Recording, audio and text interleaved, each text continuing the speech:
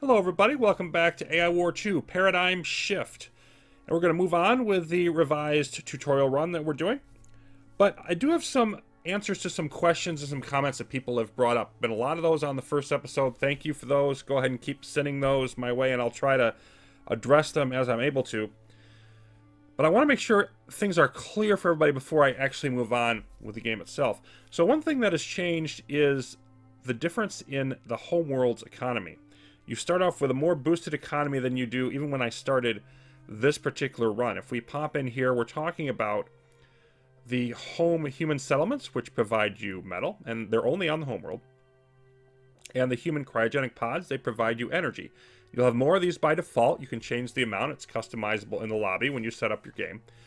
But because they've boosted those up, I don't expect that I will be recommending anymore the orbital mining investment that I did. I'm probably going to revert that later on by retrieving the science method.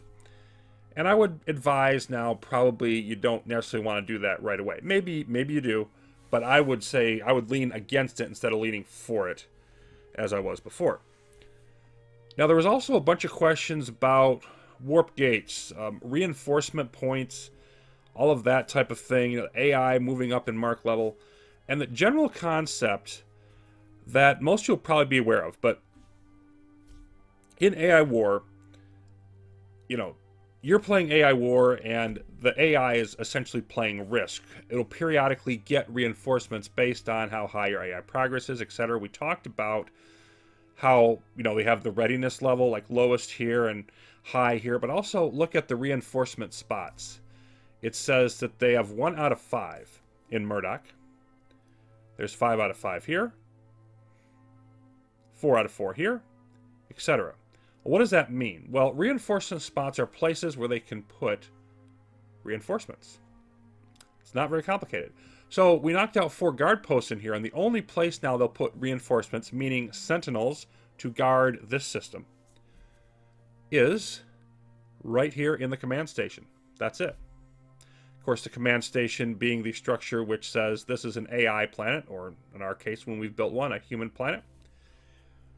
So we've eliminated 80% of the reinforcements this system can get by knocking out the guard posts around it. There's other calculations that go into that, but that's a general way to think about it. So in terms of moving up the mark level, like say we had knocked out this system, that still wouldn't have done that. This is where we can see all that information. So you can see the AIP for the next mark level increase, we'd have to get up to 100. We knock out this system completely, that'd only be another 20, that'd be 73. So we weren't even close to that. We will go up to the next mark level eventually.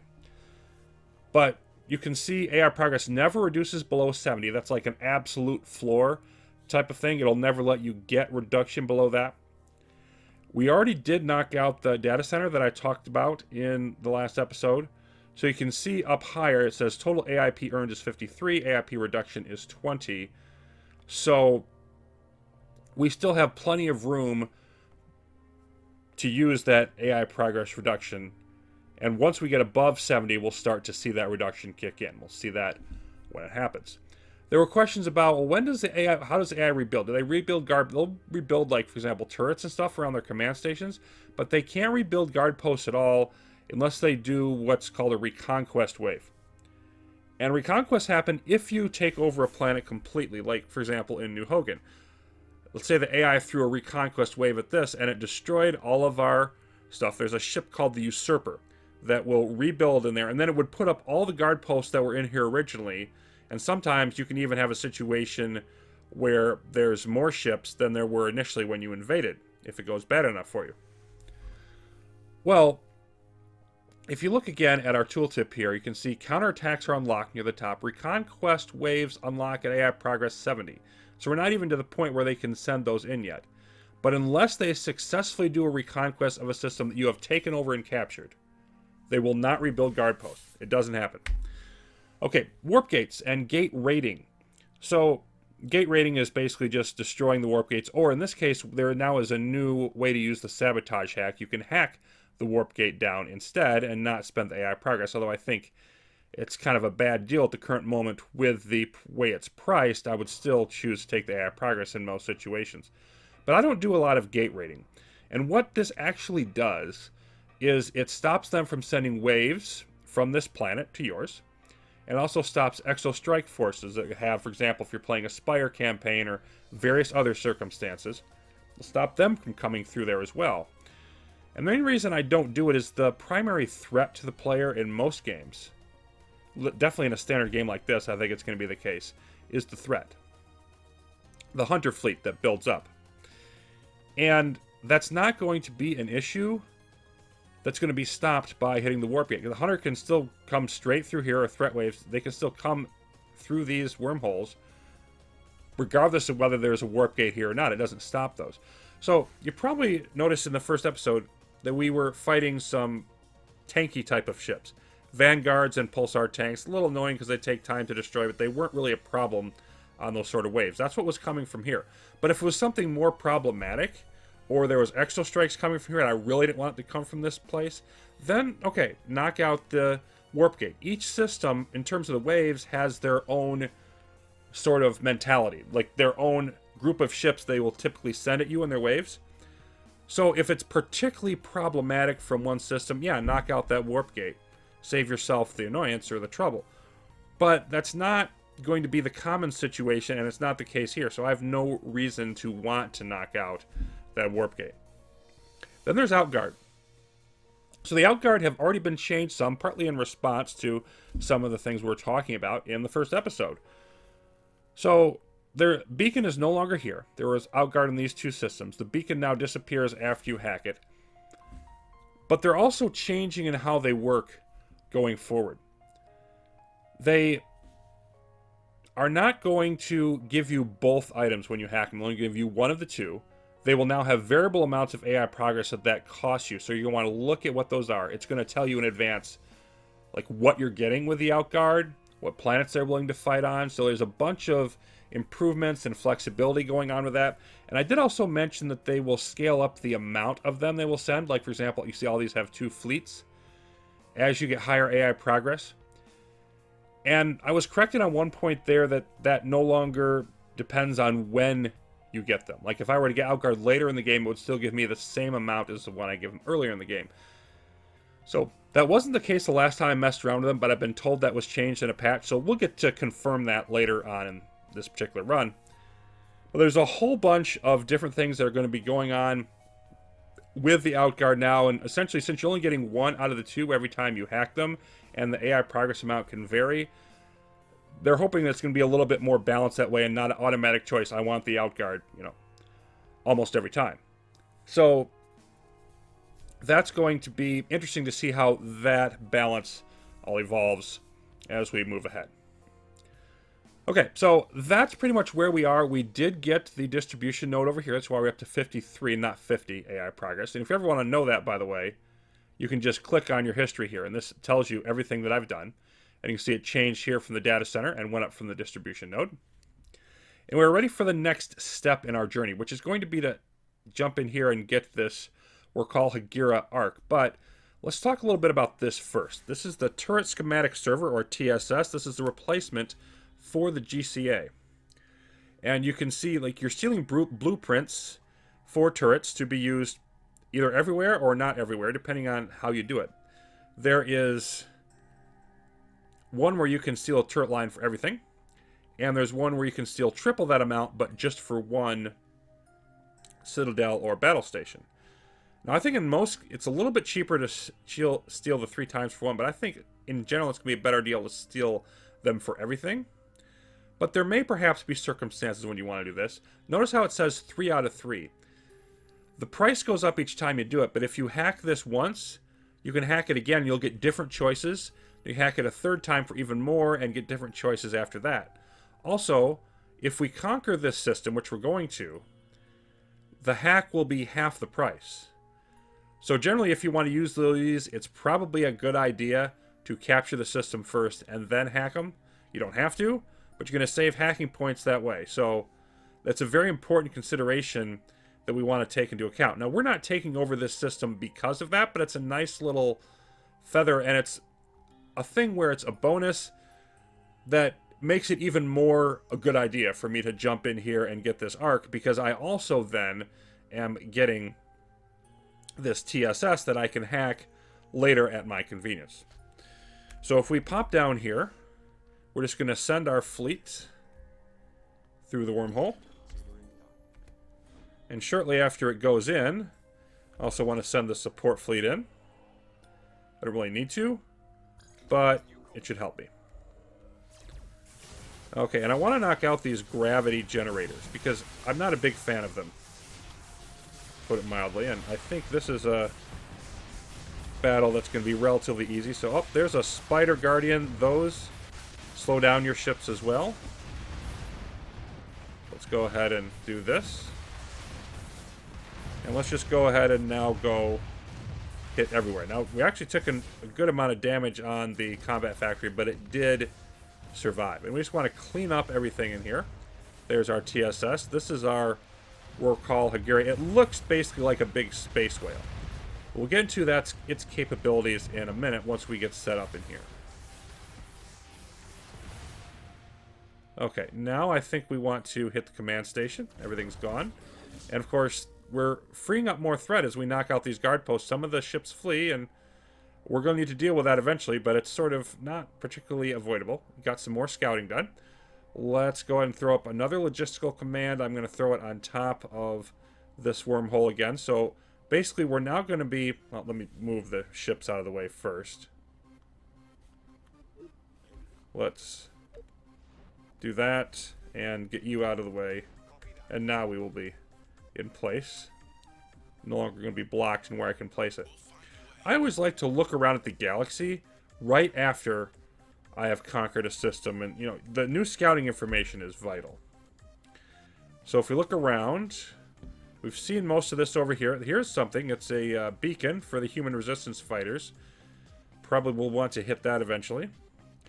Here is a beacon for the Nanocost, which we do not want to hit. Notice it says extremely high impact. We'll talk about that later, but nope, you don't want it. If you're ever tempted, leave it alone. Unless you want the pain, but most of the time we don't. We don't in this particular game. Okay, so another distribution node. Another ARS. Raid frigates would be nice for us.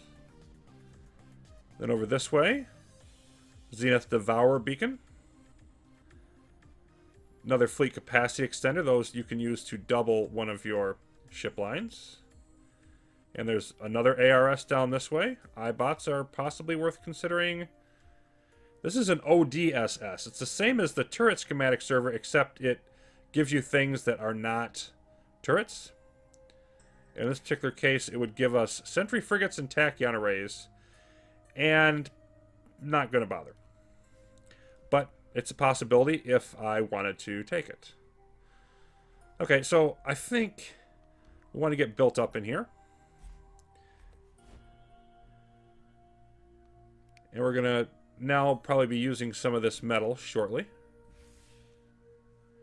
Just as soon as we get this up. I don't think...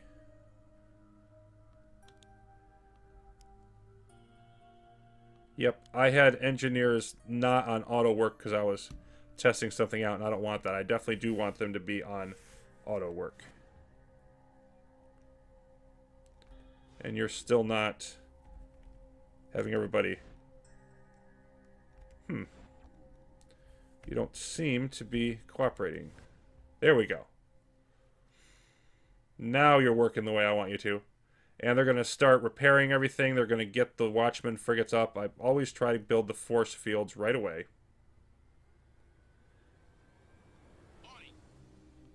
Because you never know what's going to happen. And then this gives us 10 AI progress for claiming it.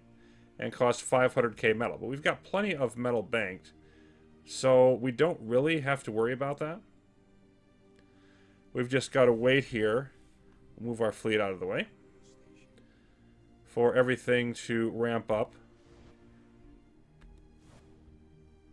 There's our force fields. Yep, you're trying to repair all of this over here, and now you're going to work on this arc.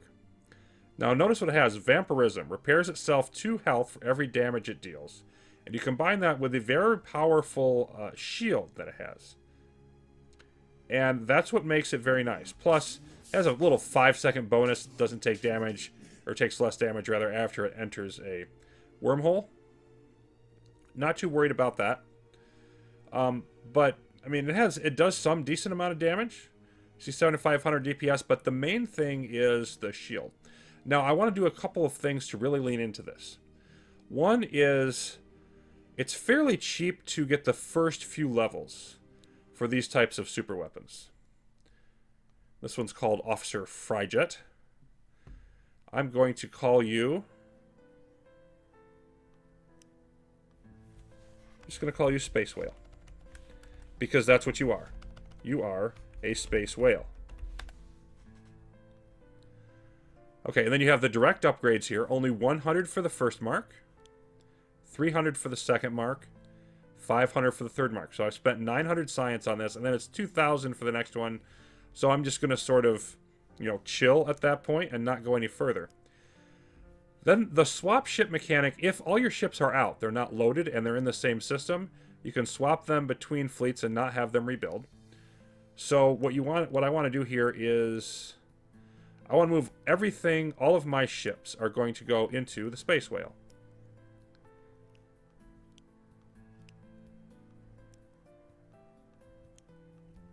And this way I have another fleet that I can sit back on Homeworld and get that economic bonus from.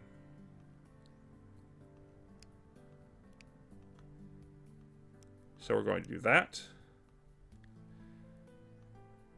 And some of these, arcs and golems are quite slow and they don't really work well as your main fleet centerpiece. But this thing, if you look at its speed, 1400 speed is not great, but it's decent. We're not going to have a big problem speed-wise from this. So let's also go ahead and throw up some turrets in here. And I could, again, hack for turrets now, but I haven't even used any of the ones from my battle stations. I may start doing that before long. We definitely have plenty of options for that, so I don't think it's really a good idea for me to go in that direction right now.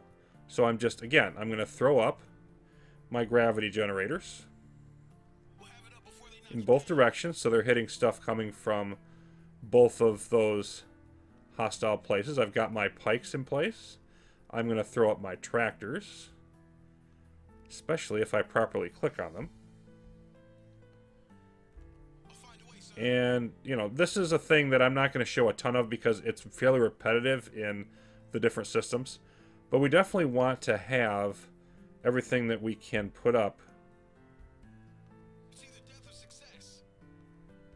in terms of our defenses and still maintain some energy. We're up to about 500k energy now, so we're looking pretty good. We might want to expend some more things. I'm going to throw up some of these minefields out here as well, so that if they get too close, they will pay for it. And then, I could throw up the assault frigates. Again, not going to bother yet. I want to really be able to expand now. And if we look further out in the galaxy, we don't have any more AI progress reducers. That is, we don't have any more data centers and things of that nature. So we're probably going to have to accept now, as we're up to 70 AI progress. And 63 if you ignore the absolute floor. If you do that math there, 83 minus 20, it'd be at 63. I want to take these two systems, Parataxis and AS2489, whatever, because a couple reasons. It gets me over close to this beacon. There's some things over here we might want. But the main reason is strategic. I like the idea of expanding out to a point where we can cut off sections of the galaxy. So from here, and each of these has a lot of wormholes, but I'm going to want to put command stations back to back, like one over here, and then right on the other side we will have our command station over here, and so they'll sort of be protecting each other's rear, if you catch my meaning there. And then we have a fleet in each of these, so we can boost our fleet power. A Gravic pods, Pike corvettes there, and then there's more stuff here. So those would be nice. And if we add all of that together, then we'll have more scouting, more information, our fleet power will be growing, and we will have this whole section of the galaxy. Anything tries to come at us, we're going to know about it. I have cleared out this Mark II system, but there's a couple things I will look at first. I forgot to mention with the Outguard, that previously they were upgraded by, whatever type of weapons or hull techs they had. Now they're upgraded by a different tech that's been added, the Expatriate tech. And it doesn't just affect the Outguard, but I will be investing in some of this. But you can see the description says there's various factions that are included, the Expatriate human forces, basically. And they'll allow us to increase their effectiveness. I want to save up my science for other matters at the moment, but we will be doing that. I also want to do another hack here. If we take a look at our Space Whale, you can see it's got 625k hull is not that much, but this thing is mostly about the shields. At Mark IV, 3.75 million. We're leading that to a little bit further by doing this increase shields hack. By doing that, we boost up to 5.63 million. We added almost 2 million worth of shield strength there. So now I want to hop in here with my support fleet, and you're going to come all the way over here. We're going to take out our first Mark V planet. We can see what's in there. We do have the scouting range. So the primary issue, there's some vampire guardians, but the primary issue is the Tethwita guardians. And here we go. So let's go ahead and unload. And yep, there's one right there. They will zombify and turn our ships into parasites if we were to allow such insolence, which we have no intention of doing. So let's see, let's go after some more of those, wherever we may find them. See, there we go, some of the raptors that are getting parasited.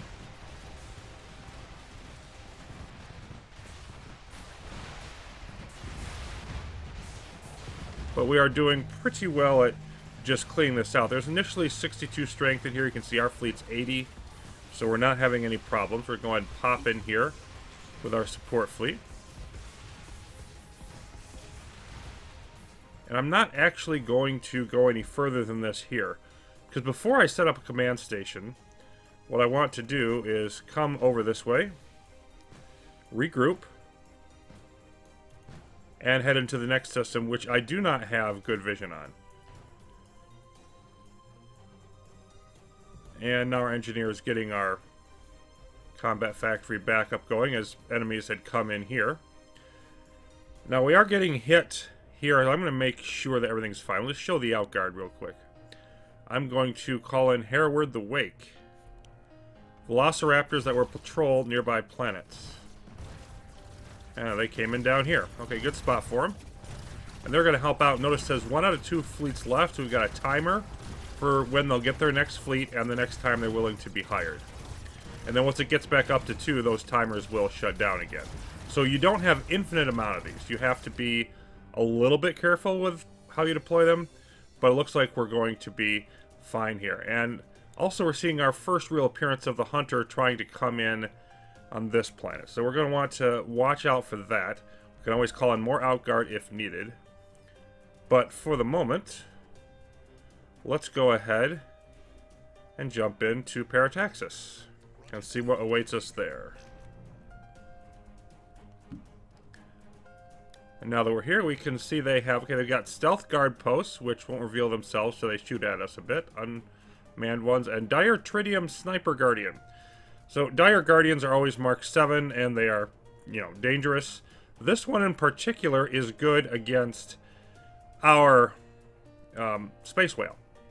You can see it's got the multi-shot attack bonus against anything with low albedo, but also if target has max bubble force field strength of more than 10,000, we do, it does 4 times damage to the target shields. But I think we can withstand it, and I don't want to tick off a bunch of other stuff in the system. I want to go right after the Sniper Guardian.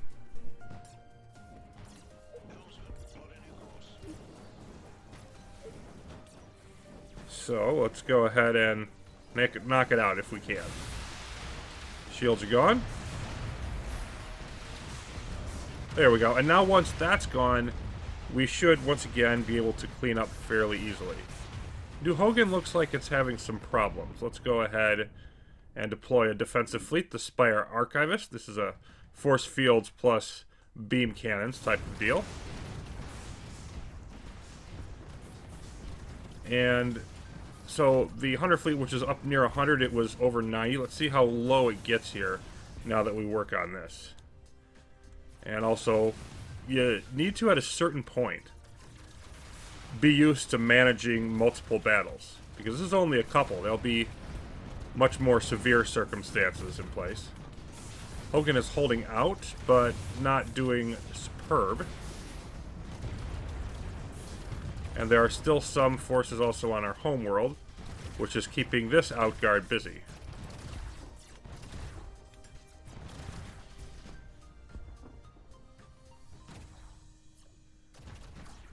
And yeah, we're getting plunked away here by one of their... There we go.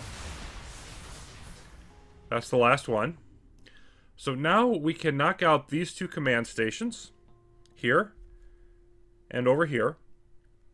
We can set up our back-to-back. And this is why I didn't knock them out initially. Because I didn't want to, incur that AI progress and everything until I was ready to build up on both sides. We'll get a couple new fleets. We will be able to take a look at whatever further additions that we have scouting-wise. It doesn't appear that we're going to have any problems cleaning this up, and if we do, we could always spawn out in even another outguard, or send our fleet back, or any number of options to deal with that. So when we return, I will deal with any additional questions that have propped up. Feel free to keep throwing those at me. And we should have a better picture now. A fairly significant amount of the galaxy revealed will be up to AI Progress Mark II. But we may also have additional options for lowering it down. Perhaps start deploying some turrets from battle stations. Much that remains to be decided. Till then, thanks for watching. Be back soon with more AI War 2.